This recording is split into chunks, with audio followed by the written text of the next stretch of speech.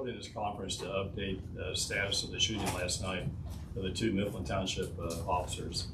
First, I'd like to thank you for covering the story. Thank the community. We've had an outpouring of support. Really like to express my thanks to them. We've had people from as high as the Attorney General, Dave Yost, has called, expressed his concern and support. Numerous chiefs and numerous other agency officials. And to all of you, I want to say thank you. The suspect, Devontae Dixon, is still out, and we do need the community support. So if you're listening, and you know where this person is, please pick up the phone and give us a call. He is still out. He's still a danger to everybody, to the public and to law enforcement. You'll see today joining with us, I have several people with me. I have Mifflin Township Trustee Kevin Kavner. I have Mifflin Township Chief of Police David Briggs. I have FOP President Brian Steele, and I have my investigations chief Rick Miner. I'm going to have each of them come up and speak, but I would ask you at the end of their presentation, they'll introduce the next speaker. Hold your questions to the very end. If you have questions, then at the very end of the presentation, we can address those. At the very end of this, when you get to Chief Miner, he's going to play some videos that are being released and show you what happened last night in the brutal attack of these two officers. So with that, I'd like to introduce the Township Trustee Kevin Kavner. Hi everybody.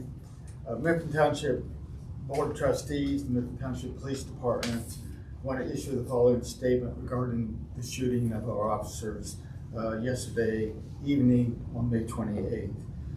We are deeply saddened in the wake of the shooting, and out of respect for the officers and their families, we are not releasing any personal information at this time. We want to extend our heartfelt gratitude to all the first responders, police, fire, EMS, for the quick response to the scene, getting our officers to the hospital, and for their support last evening.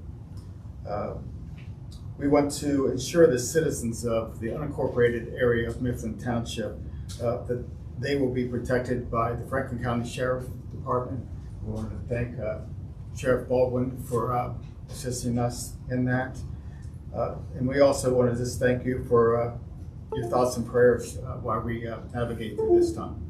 And I want to introduce our Chief of Police, David Briggs. Good afternoon, and thank you for being here. Last night, two of our officers were shot and injured in the line of duty while courageously performing their duties to protect and serve our community. I want to begin by saying our thoughts and prayers are with these officers and their families as they begin what we hope will be a full and swift recovery. Just a quick update on the officers. One of them is being discharged today. The other one went into emergency surgery early morning hours. He came out but was taken back in this morning for another surgery. We're still waiting for an update on that. To continue, I want to express my deepest gratitude to the brave men and women of the Mifflin Township Police Department and the law enforcement community who responded to this tragedy with professionalism, resolve, and courage. I want to thank the Columbus Division of Police, the Franklin County Sheriff's Office, as well as the Clinton Township, Blendon Township Police Departments, Minerva Park, and Gahanna, just to name a few, all responded. I also want to give a heartfelt thank you to Mifflin Township Medic 132 and Columbus Medic 16.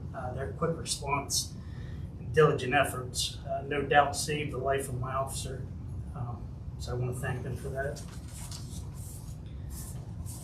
I want to thank our state and federal agencies for their unwavering support. The Ohio Bureau of Criminal Investigation is providing critical resources. We are grateful for their expertise. The Franklin County Sheriff's Office Detective Bureau is handling the investigation. They are diligently working it, and you can't ask for a better group of detectives to work a case. I want to personally thank the Fraternal Order of Police and their steadfast support of our officers, my department, and the law enforcement community as a whole. We will not rest until this individual responsible for this act is apprehended and brought to justice. We are fully committed to working with our law enforcement partners around the clock to ensure that happens.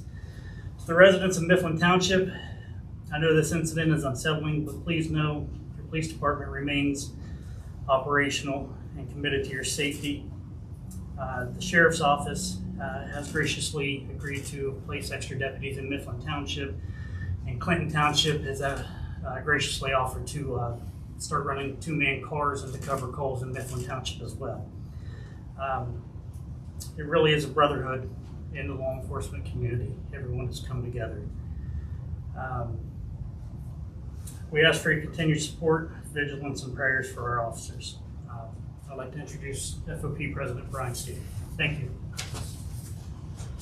Thank you, Chief. Brian Steele, President, Capital City Lodge 9. It's been a long night for all of us, for your elected officials, your police leaders. It's been a long night for the men and women of the Sheriff's Office, Columbus Police, Mifflin, Clinton, all the surrounding agencies. And not only did they have a long night, they're coming right back today and they're doing it again. My priorities here are simple. I'm here to support the sheriff any way the FOP can. Trust, the confidence and trust in the sheriff is overwhelming, as well as the chief. Anything they need, we are here for them. My priorities are simple. I want to ensure that these officers recover and recover fast, that anything them and their family needs. I want to ensure that this individual is apprehended and brought to justice. And when the dust settles, the third thing we're going to do to the FOP is find out why was this violent offender back on our streets. All indication is the violent offender should have been incarcerated. It's almost deja vu. This isn't the first time we've stood in front of you. It's a repeated, recidivative pattern, and we have to work together to stop it. With that, I will turn it over to Chief Minor. Thank you, President. Sheriff stated, I want to thank you guys for covering this. It's important that when these kind of things happen, you guys give this the due diligence, the attention that it deserves. Two officers were shot last night, doing what they were sworn to do, just doing their job. And so thank you for covering this. I want to thank the sheriff also for his continued support to me in my division as we tackle these kinds of situations. It's a tough day for Mifflin Township and their community. These officers put themselves in harm's way trying to protect the community there in Mifflin Township, and then we have things like this that happen. The officers of the state are still in the hospital recovering, and we're confident that they're going to get the best medical care that there is here in Central Ohio, and so we'll continue to pray for their recovery. As you guys know, last night about 6:45 there was a traffic stop that occurred in Mifflin Township Police Department about 6:45 p.m. The initial stop involved one of the officers. He was joined shortly thereafter by a second officer, and then a call went out about 6:49 p.m. Shots fired. So this thing materialized pretty quickly. What appeared to be an innocuous traffic stop quickly turned into a very violent situation, and these officers had really seconds to respond. And I mean, I can't say how brave they were in that situation and how they responded. As mentioned here, the Franklin County Sheriff's Office is leading this investigation. We have a really close working relationship with Mifflin Township, so my detectives are very familiar with Mifflin Township and their personnel and how they do business, and so I think we are the most appropriate agency to handle this. However, I responded there last night. I don't know that I've ever seen more officers on one scene in my entire 34-year career. It was amazing. It was great that all these different agencies came together for one common goal, and that was take care of these officers and find whoever was responsible for this. BCI is involved in this. BCI is a close friend or partner with us in terms of these investigations. They are handling the evidence, the crime scene, and so forth. And so when I get done here, you're likely to have questions about shots fired and all kinds of stuff. I'm not in a position to answer many of those, or maybe some of them I can, but some of them I won't be able to because the labs and things are not done. And so that evidence is still being analyzed by BCI. And I wouldn't want to say something that wasn't accurate. And so BCI will continue to work with us as we interview witnesses and evidence and so forth. As I mentioned, the traffic stop took place just to set the stage. There was one officer on scene joined by a second officer, and then quickly shots were fired. So what we're going to do is, under this request for body-worn camera and some footage of the situation out there. And so what we've done is we've extracted some segments of some of the video that we have. It's not all the video, but in my eyes, it's enough to show you exactly what happened out there and the danger that these officers face and how quickly this thing escalated. And so what we're going to do is we're going to play the video. I'll have a couple remarks, and then what we'll do is we'll open it up to questions, as I imagine you will. And so these are 2 videos of the body-worn camera. So it's the officer on the driver's side of the vehicle. There's the initial officer that conducted the stop. A body-worn camera from the the other officer who approached from the passenger side. The suspect will bail out of the passenger side of the vehicle, and there'll be a short foot chase before shots ring out. There's another video where you'll see this Mr. Dixon stop and exchange gunfire. Well, not exchange gun, I'm sorry, fire at the officers. And so we'll play the video. I'll have a couple comments about asking for the public's help, and then we'll open it up for questions that undoubtedly you will have. So with that, go ahead and play the video.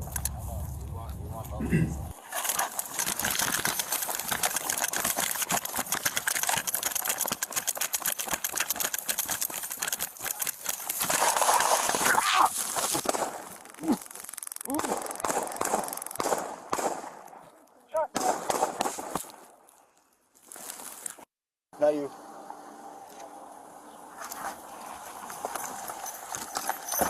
234, we got one running. You got him. Yeah, oh, come on. Shots fired, shots fired.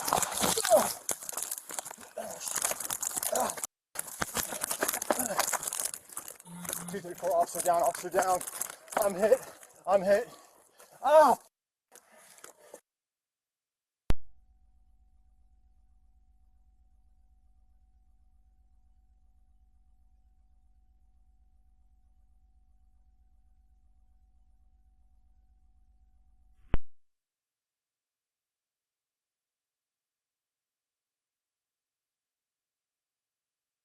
Was the officer approached on the passenger side. He's the one that joined into the traffic stop. Shortly, as soon as he basically walks up to the passenger side, the passenger of the vehicle bails out. There's a foot chase. And then you see the shots fired there. The reason I cut it off here is it gets pretty graphic. This is an officer that's shot multiple times, but he stays in the fight. The second one there, you see the officer approach from the driver's side. Again, pretty graphic. He takes fire as well. He retreats to cover, but he's able to maintain composure, give commands as medics arrived. This guy's he's amazing. He's deferring medical treatment away from himself and into his partner because he knows his partner is hurt worse than he is. But again, is giving commands, telling direction of travel and all kind of stuff. So 2 warriors here. And then the last one, of course, you see the guy who bails out, clearly firing at the officers, trying to kill him. And so that's why last night we made the decision to charge this guy with felonious assault and attempted murder, because that's exactly what he did. And so once he's apprehended, this case will play itself out in court, and hopefully justice will be served on these 2 individuals. Before I take questions, we're asking for everyone in the community to stay vigilant, as the sheriff mentioned. We still got a guy that's presumably armed and dangerous.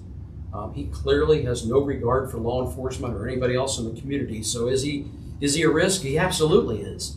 And so be vigilant. So Mr. Dixon, we hope he turns himself in before someone else gets hurt, because we got the help of our office in Mifflin, Clinton Townships. Columbus PD was out there.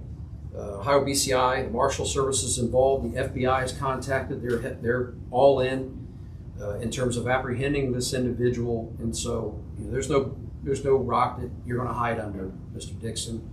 We got eyes and ears out there, and so we're going to bring him to justice. And we ask the public that if you saw anything, seen something, say something. Ran through neighborhoods and got away. We think there's more information still out there, so we're encouraging people to call in. help us get this bum off the street. What I also want to, before I take any questions, is I want to thank Central Ohio Crime Stoppers and also the Fraternal Order of Police that very quickly last night there was some discussion had, and together they were able to more than willing to pony up a $10,000 reward. So not only can we get a bad guy off the street, but you know what? You make a little money doing it too. So we asked people to call in. Let's get this bum off the street here. And so with that, undoubtedly you probably have questions, and so I'll open up to any questions that maybe I can answer. For one of these Chief, gentlemen. do you believe he's still in the area? He's got family and friends in the area. I mentioned all the resources still out scouring, checking relatives, associates, girlfriends, you name it. To answer the question, it could be anywhere. The warrants have been entered nationwide, so wherever he goes, we'll go there after him. So we're not going to stop until we get him in custody. I'm confident we'll do that. We have some amazing law enforcement professionals all together, operating on the same page for the same common goals to get this guy off the street. So is he in the same area? I don't know. I guess we'll find out, but ask the public to please call in, give us any information. I don't care how innocuous you think it is. It may be the missing piece to the puzzle that tells us exactly where he's at. But I'm hopeful and confident in a short period of time we'll bring him into custody. How What many was the guns traffic stop recovered? for? I'm sorry? What was the traffic stop for? Are you able to say? Well, and so as you can imagine, these officers are injured, and so they're not really in a position to answer a lot of detailed questions, and so we would want to interview them while they're, one under sedation and the other one having medical care. And so when it's appropriate medically, we'll interview those officers. So what happens when there's a traffic stop? You radio the dispatcher and you give the code for a traffic stop, but not necessarily indicate whatever the infraction was. That's just common. And so it was a regular traffic stop that escalated pretty quickly. There was some contraband located in the vehicle. Was that why he ran? I don't know. I guess we'll have the option or the opportunity to interview the suspect once he's brought into Are you custody. able to say what contraband or drugs, guns? I don't want to get into all of it because the investigation is continuing, sorting things out from there. Again, remember I told you it's under investigation. I got BCI and all that kind of stuff, so we got work to do too. I think he was part of a diversion program for previous offenses. Do you know if he was in touch with his probation officer? Have you guys spoken with him? Yeah, I don't want to comment on any of that because my role is to conduct an investigation. It's not to look back in terms of what should have been done in the past. President Steele may have some comments on that. He may have information that I don't necessarily know while I'm standing here at the podium. Ryan, I can tell you those requests have been put out today. We're asking no stone is going to be unturned to. We're going to want to find out every single person that was involved in that decision, including the prosecutor's office, because we believe they also agreed to this joint resolution to give community control. So again, and I appreciate that that's not something for the sheriff's office to talk about. They are here solely for the investigation. So once we have more on that, we'll definitely pass it on to you. And You said that the driver. Driver of the vehicle is cooperating with the investigation? I'll turn that back over to investigators. He stayed at the scene. Yes, as much as possible. He did not flee, so he was there taken into custody pretty quickly. We were able to conduct interviews not only with him but other people that were in the area. So a lot of interviews were conducted. We got a lot of help out of the community last night, but I think there's more out there, and we would encourage the community to call in. Again, I don't care how small it is. Call it in, even if you think, oh, it won't help. No, call it in. Let us decide on that. And so, yeah, we've got a lot of good help so far. So, thank you. Chief, What how would many you guns say- were recovered, and do you believe he still has more guns? It does appear as though we believe the gun that was used was recovered after the foot chase. It does not mean that he doesn't have another gun on him. And here, it's not hard to get a gun on the street. He's got lengthy criminal record has been disclosed here today. And so even, although laws may prohibit him, these guns they buy them off the street, off their friends or whatever. I mean, it's just how it works.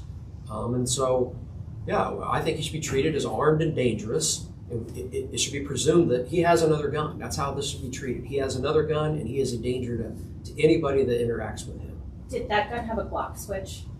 I don't want to get into the particulars of that. BCI has not got a chance to analyze the gun. They'll go through the ballistics, any casings that were recovered, rounds from surgeries, all that kind of stuff to compare all that evidence to determine how many shots and all that kind of stuff. That has not been completed. And so I don't want to get too deep into all that kind of stuff. I wouldn't want to say something that turns out to not to be true later. That's all. How did the two know each other? The driver and the passenger, I assume. They were associates. They knew each other. How long? I don't know. But they definitely knew each other. And so again, we'll continue to vet out what that relationship was, and if there's a relationship after today. While some people were cooperative today, they may not be later, and we'll have to deal with that when the time comes. At this point, do you believe anyone is helping him? And if so, what would you say to anyone who might be helping him stay on the loose? I would just be surmising, but I'll be honest. Yeah, I don't think he evaded, a couple hundred officers out there last night by himself. I think he had some help, and again, we'll investigate that. And if later determined that it's appropriate to charge people who aided his escape or the obstruction to his capture, we'll absolutely be looking to charge people. We're looking for people to turn this guy in because he's a danger, not help him get away. Chief Briggs, this isn't the first time you guys have had an officer injured. What has this been for your small department? It's detrimental. I mean, we are a small department. We're already understaffed. Losing 2 officers takes out 40% of my officers. I have to lean heavily on the sheriff's office. I have been for the last several months, covering gaps in service, not being able to backfill vacations. And now these 2 officers are going to be off for quite some time. Hopefully they can return when they heal. So it's definitely hard. We do have the support of, like I said, the surrounding agencies, the sheriff's office, the Clinton Township Police Department, Morrow County, Mifflin Township. They all come down to assist. We'll just take it day by day, and we'll provide the services we can with what we have. But not just from a staffing level, emotionally, mentally. How are you and your officers doing? It's a small department, so our building, if you've ever been by it, it's not very big. My office sits right in the middle of all the officers' desks, and my door is always open. We're like a family. I'm kind of like Dad. It's a love-hate relationship. I have to yell at them and discipline them sometimes, but most of the time it's family. We eat lunch together. We know each other's families. We know each other's children, wives. So when something like this happens, it is personal because we are a family. We're not an agency of 1,200 people where you don't know this person or that person. We have 5 full-time officers right now, so we all know each other, pretty intimately. The hardest thing I've ever did was call their families. I know them. I know them personally on a personal level, and to call those families is absolutely heartbreaking, especially for something that should have never happened. Well, back to the driver. Is as far as looking into him for anything that you may know, is that done? Is he closed out as a person of interest? Are you still talking to him? Investigation is continuing, and I can tell you at this moment he has not been charged with anything. If the investigation continues, that could change. So I don't want to give you a decisive answer today. Right now, he's not charged with anything. So. Chief, this is for Chief Briggs. We're hearing word that one of the officers involved was the same officer involved in a stabbing that took place in 2024. Is that something you can confirm? This time, I would leave that question to the sheriff's office and their detective bureau. I'll be honest. It may or may not be true.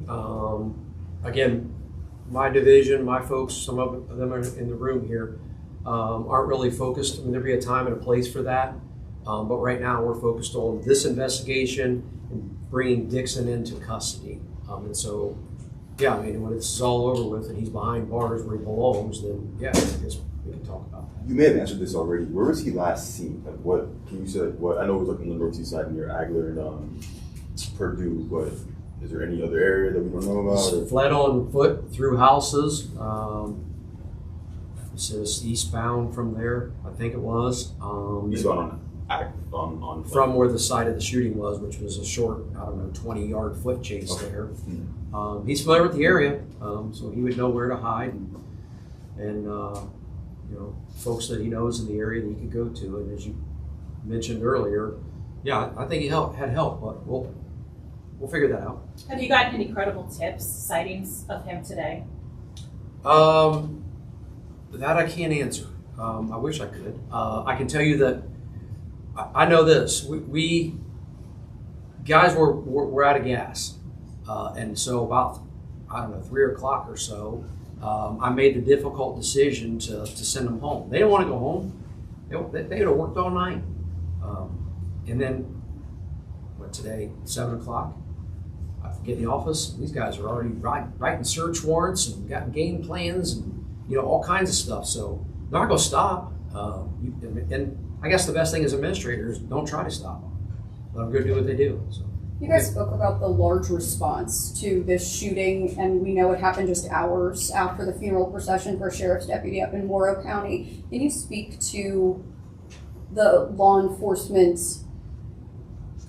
response to this, especially after we saw a death of one of our own through a shooting? I think these two guys right here would love to answer that question as well. Again, as I mentioned, when I pulled up last night, there was a sea of officers. And while when I first pull up, you might notice the different colors of the uniforms. But once the work started, there were no colors of the uniforms. I mean, people were working together that didn't even exchange a business card yet, didn't say hello to one another. They're like, let's go. We got a house over here to check. And they didn't care. They just went, and it was a sight to see. I was really proud. I'm sure Sheriff and Brian would like to comment on that. Yeah, it's a great question. And coming on the heels of the deputy in Morrow County being killed just 2 days prior, yeah, it's on everybody's mind in law enforcement. I've been at very many shooting scenes in my career involving law enforcement. And even though it weighs heavily on your mind, that's a typical response. When law enforcement comes under attack, and they're brutally attacked, shot, even murdered, we're all going to come. Yeah, it's more on your mind, but that doesn't mean that there was a bigger increase of people coming. They want to come and help. And there were 2 Columbus officers hurt last night trying to get there to help, and they got involved in an accident. Just trying to help. Thank God it seems like they're okay, so to speak. But no, I mean, yeah, it's a difficult time because having that murder occurred in Morrow County, yeah, everyone's cautious, and now this happens, and yeah, today it's really on their mind. But we do our jobs. They are professionals. We know that occurs, unfortunately. They'll continue to do their jobs, and their responses will be appropriate. Brian, did you want to comment? Chief, please. Everyone's talking about the number of officers that responded to the scene, and that is true. There were well over a couple hundred officers there, but what nobody's talked about is the number of officers that showed up at the hospital. There were, from several counties. I saw the Newark Police Department there. I saw the prosecutor from Muskingum County there. I saw the FOP president from the Zane Lodge number 5 was there. There were 100, 150 officers there. The sheriff's office and the Columbus Police Department, they put a guard on both officers. They had 2 officers outside their rooms at all times. They had several officers downstairs in the lobby, outside the emergency room, everywhere to escort family and friends to where they needed to go. It was overwhelming support. I am greatly appreciative of it. I know the family was greatly appreciative of it. The FOP was there. Several members of the Capital City Lodge were there to help with everything and guide things. This is my first time having a critical incident such as this nature, and I had to lean on a lot of people to figure out exactly what to do. Chief Jones at Clinton Township, Mr. Steele The sheriff was there. Attorney General Yo showed up, offered his support. It was truly a blessing to have all those people there to assist us.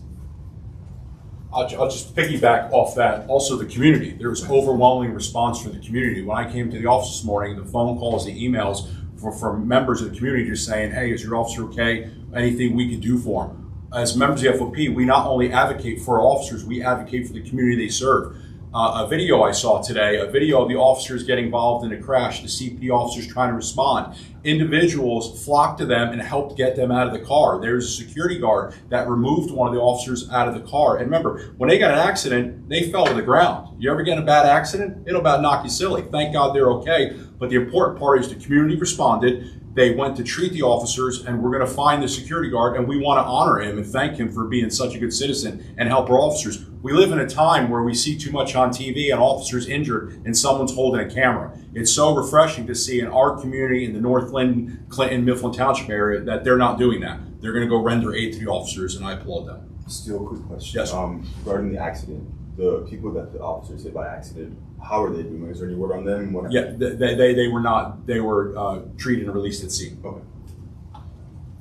Were they wearing any protective gear? Was any bullets shot through bulletproof vests or anything? Can you touch on injuries? Both officers were wearing vests. How many shots and all that kind of stuff, again, I don't want to comment on that. And again, injuries, what looks to be multiple gunshots sometimes can be entrance and exit wounds and things like that. But yeah, I mean, we saw in the video here, they were clearly marked, and there's no mistake who they were and what they were trying to do there. And so the officers, from my vantage point, did exactly what they should have did. I mean, those guys are two warriors, you know. Unfortunately, Dixon saw it differently and decided to fire on him. So, but again, our prayers are with them to make a recovery. Back to the beginning for a second. When the first officer gets there, did he have any interaction with the individuals in the car, or is that not until the second officer? I'm sorry, the question again? I'm sorry. So the first officer does the traffic stop. Yep. Did they have any interaction with the people in the car, or was that not until the? No, he did. Okay. He did. He had made contact there. A second officer arrived, and when the second officer approached the passenger side, that's when the passenger jumped out of the car. You see his hat fall off, and he leads a foot chase. The officer's pursuing him when Dixon falls down briefly, and then comes up, just guns blazing. So, but yeah, there was contact initially with the driver. I just want to clarify, the officer that went into surgery last night, we received a note that he was in stable condition. Did someone say that he went back into surgery this morning, or we're still waiting to hear on his status after that? Is that correct? Correct. Thank you. Where was Dixon's gun? Kind of in his pants, or is that something you can see from the video? There was a gun recovery, location, all that kind of stuff again. We still have interviews to do and all kind of stuff, and I don't want to answer questions for people, you know what I mean? So That will conclude the interviews and the news conference. As we get more information, we will release that. And again, I want to thank all of you for covering the story. And to the community, we appreciate all your support, and we need your help to locate this guy. Thank you. Thank you.